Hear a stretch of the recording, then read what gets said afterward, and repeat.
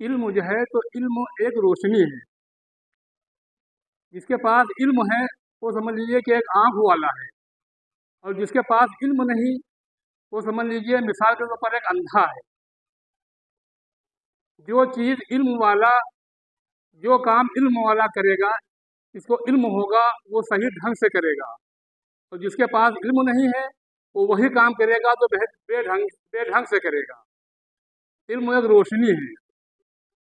तो हम सबको ये ज़रूरी मतलब हक बनता है हर माँ बाप का कि अपने बच्चों को इल्म की तरफ ज़रूर ले जाएं। अगर उनको तालीम दे रहे हैं, समझ लीजिए कि बच्चे को सब कुछ दे रहे हैं।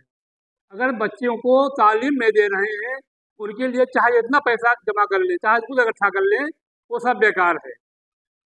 वो काम तो आएगा, लेकिन जो इल्म उनको देंगे, तालीम जो उनको देंगे, वो जो काम आएगी, वो ये दौलत और ये रुपया पैसा काम नहीं आएगा। खासकर दीन का इल्म, दीन का इल्म ऐसा एक इल्म है जो दुनिया में तो काम आता ही है, और इंशाअल्लाह अल्लाह का वादा है कि मौत के बाद हमेशा दीन का इल्म जो है तो वो हमेशा काम आएगा।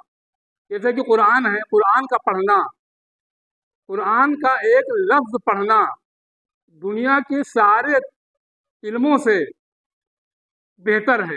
कुरान का एक लफ्ज़ पढ़ना, कुरान के बारे में तो हम सब सुनते ही होंगे, मौका इस वक्त है नहीं ज़्यादा लंबी बात करने का।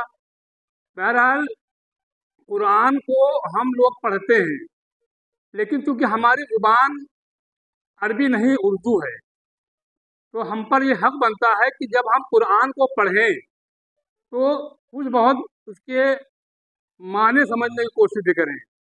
जैसे कि हमारे माशाल्लाह इस मदरसे में पढ़ाया भी जाता है, बच्चों को कुरान पढ़ाने के साथ साथ उसके तर्जुमे पर भी बच्चों को ध्यान दिया जाता है कि कुरान पढ़ें तो ये कम से कम ये समझें तो कि हमने क्या पढ़ा है।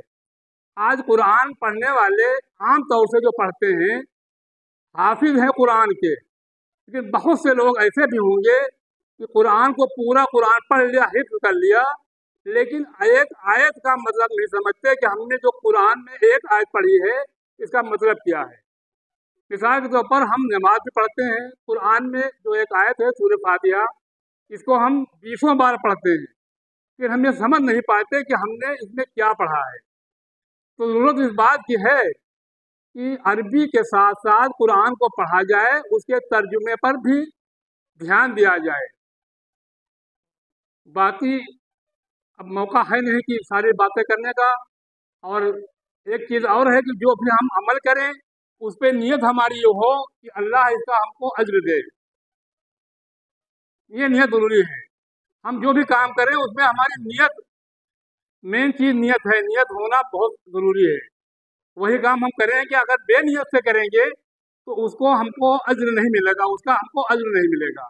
अगर हमारी नीयत होगी कि अल्लाह हमको इसका अज्र दे तो अल्लाह ताला उसका अज्र भी देंगे।